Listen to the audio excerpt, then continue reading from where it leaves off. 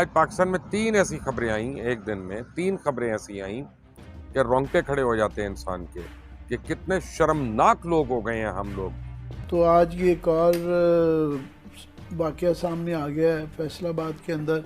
और मैं कांप गया हूँ कि ये किस किस्म का मुआशरा हमने बना दिया है और किस हाल पे हमने उसको पहुंचा दिया। अब तो लगता है कि शायद सब के सब मर चुके हैं। खवातीन के कपड़े उतारे गए, फिर उनके साथ नाजेबा हरकत की गई और फिर उनकी वीडियोस बनाई गई और वो वीडियो फिर पब्लिक कर दी गई। और जिस तरीके से उसमें सबसे ज़्यादा जो दर्दनाक पहलू है वो है कि एक वहाँ पे दुनिया है जो तमाशा देख रही है। पूरी दुनिया में पाकिस्तान का मजाक उड़वा रहे हैं आप लोग। आपने सबसे पहले घबराना नहीं है।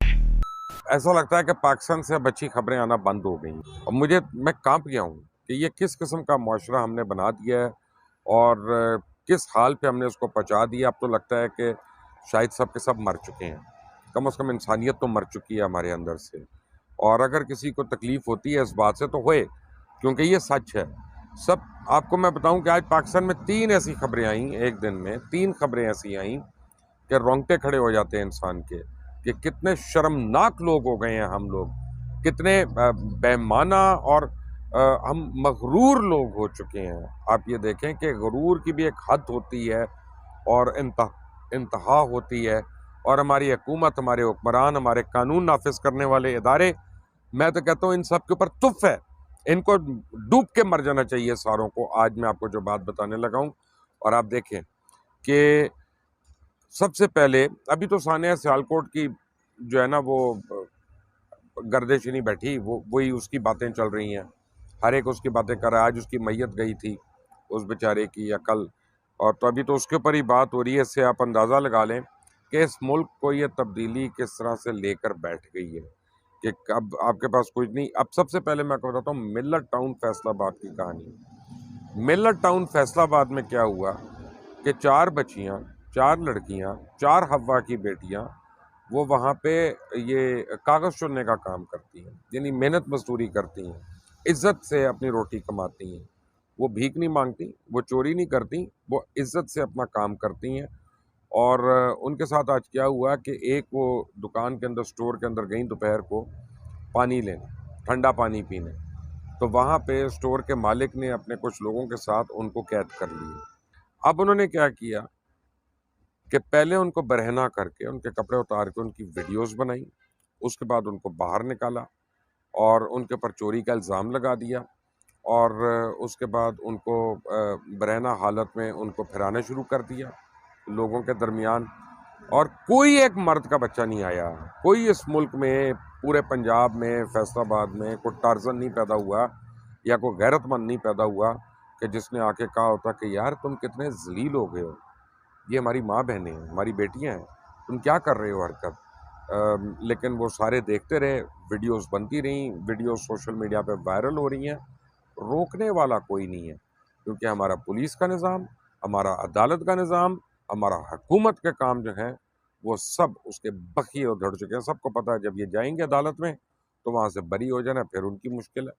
क्यों बरी हो जाना? अभी तो आप देखें कि कौन है जिसको सज़ा हुई है।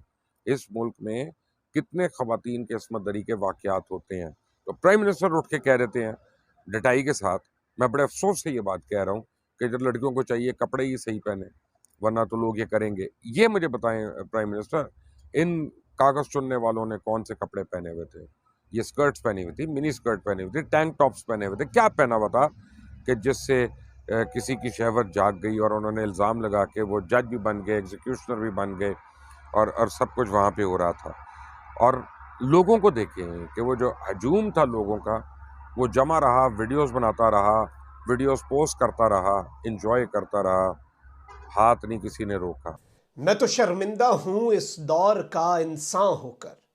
अभी तक सानिया सियालकोट की गर्द बैठी नहीं है और सानिया सियालकोट के अंदर एक मुश्तइल हुजूम, एक मुश्तइल जत्था जो है उसकी जानिब से उठाए गए इक़दामात से पूरी कौम का सर जो शर्म से झुका है अभी तक सर झुका ही हुआ था कि फैसलाबाद के अंदर कयामत बर्पा की गई है। इतनी दर्दनाक वीडियोस, और इसकी जब मैं डिटेल्स आपके सामने रखूंगा तो कलेजा जो है वो चीरा जाएगा। यकीन माने जो हालात इस वक्त फैसलाबाद में हुए हैं, सियालकोट के सानहे के फौरी बाद, एक वक्त पे जब पूरी दुनिया की नजरें हम पे हैं, उसी वक्त फैसलाबाद के अंदर भरे बाजार में, भरे चौक में क्या किया गया, वो खवातीन जिनके साथ जो मनाजिर थे, यकीन माने वो इतनी डिस्टर्बिंग इमेजेस हैं, इतनी डिस्टर्बिंग वीडियोस हैं कि आप अंदाजा नहीं लगा सकते।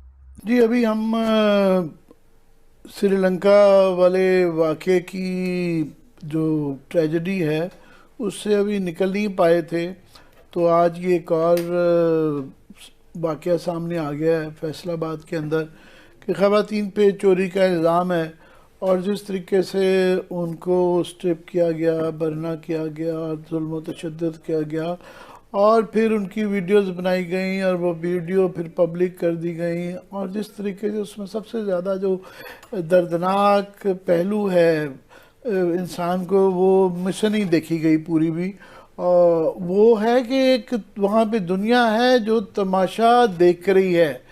तो वो मैं समझने से कैसे हूँ, ये कोई सिर्फ एडमिनिस्ट्रेटिव इंतज़ामी या कानूनी या सियासी मसला नहीं है। बिल्कुल ऑफ कोर्स कानूनी तो इसका जो एक्शन लिया जाना चाहिए वो लिया, आई होप लिया जाएगा, मगर ये अब एक मुआशरती और सकाफती मसला बनता जा रहा है कि हमारा मुआशरा किस तरफ जा रहा है, हम क्या बनते जा रहे हैं। और ये कोई एक दो दिन में नहीं हुआ, ये तवातर के साथ ऐसे वाक़यात बहुत ज़्यादा होने लग पड़े हैं कि जुल्म तशद्दुद के वाक़यात होते हैं, गैर इंसानी वाक़यात होते हैं, लोगों को आग जला के मार दिया जाता है, मॉब जस्टिस हो रहा है, ख़वातीन के साथ ये इस तरीके से ये बहुत ज़्यादा तवातर के साथ वाक़या, ये पहला वाक़या नहीं है, और भी ख़वातीन के साथ तशद्दुद के बड़े बेताशा वाक़यात होते हैं। कि अभी कहने को यूनाइटेड नेशंस का ह्यूमन राइट्स का चैप्टर आ गया है, कहने को हम सिविलाइज्ड हो गए हैं, कहने को हम कवानीन बन चुके हैं, और अब कहने को हम ट्राइबल सोसाइटी नहीं रहे, भी हम, हमारा क्लेम है कि हम सिविलाइज सोसाइटी हैं।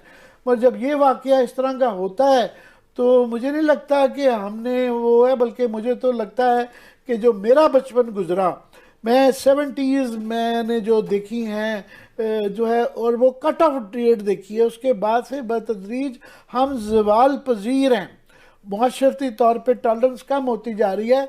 मुझे 70s तक याद है कि हमारी माएँ बहनें खुलेआम कॉलेजों में, स्कूलों में जो है साइकिलों के ऊपर जाती थी, टांगों पे जाती थी, सिनेमाओं में जाती थी, वॉक करती थी, कभी किसी की जुर्रत नहीं थी क्योंकि एक माशरती प्रेशर था। वो पुलिस की डर की वजह से नहीं था कि पुलिस वाला आएगा तो वो एक्शन ले लेगा, किसी की जुर्रत नहीं थी क्योंकि औरतों के और इस तरह के वाक़यात का तहफ़्फ़ुज़ जो है वो मुआशरा करता था। और तारीख़ के अंदर हमेशा मुआशरे होते हैं जो कि इस तरह की चीज़ों का सद्देबाब करते हैं कि कोई सोचा नहीं जा सकता। आप देखें ना, सोशियोलॉजी के उसमें देखें तो वो मुख्तलिफ हैं, उन्होंने रखा हुआ है कि फोकवेज, मोरेज, कानून आता है, कानून के बाद एक चीज़ आती है टैबू। टैबू है जिसके अंदर इंसेस्ट आता है, ये है टैबू कि औरतों के कपड़े उतार के उनको आप तशद्दुद का निशाना बनाएं, उनकी वीडियो बनाएं और फिर तमाशा देखा जाए और उसकी वीडियो बना के वायरल की जाए, इससे फिर मुआशरा हिल जाता है। मगर क्या किया जाए, what is wrong with our society, हमारे मुआशरे में क्या खराबी है और क्यों इस तरह होते जा रहे हैं, गैर इंसानी वहशी हम होते जा रहे हैं, इस पे लार्जर सोच विचार की जरूरत। फैसलाबाद में थाना मिलर टाउन का इलाका है लासानी पुल। इस लासानी पुल के इलाके के करीब एक इलेक्ट्रॉनिक शॉप है जिसका मालिक है उस्मान। उसकी जानिब से मुबैना तौर पर अपने मुलाजमीन और दीगर साथियों के हमरा भीख मांगने के लिए आने वाली खवातीन को मुबैना तौर पर चोरी के इल्जाम में धर लिया गया और भरे बाजार में तशद्दुद का निशाना बनाने के साथ तलाशी लेने के बहाने खवातीन को मुबैना तौर पर पहले नाजेबा किया गया, खवातीन के कपड़े उतारे गए, फिर उनके साथ नाजेबा हरकत की गई, उनके जिस्म को इनएप्रोप्रिएटली छुआ गया और इस पूरी सिचुएशन के अंदर पूरा बाजार इकट्ठा हुआ, उन्हें गलियों में लेकर गए, उन्हें सड़क पर लेकर गए और वहां पर मौजूद सारे दरिंदे जो हैं, इवन क्राउड में से लोग बीच में आकर इस पूरे मामले के अंदर पड़ के इस मामले में अपनी अपनी कंट्रीब्यूशन देने लग पड़े और वीडियोस बनाते रहे बेहिस हुजूम जो हैं।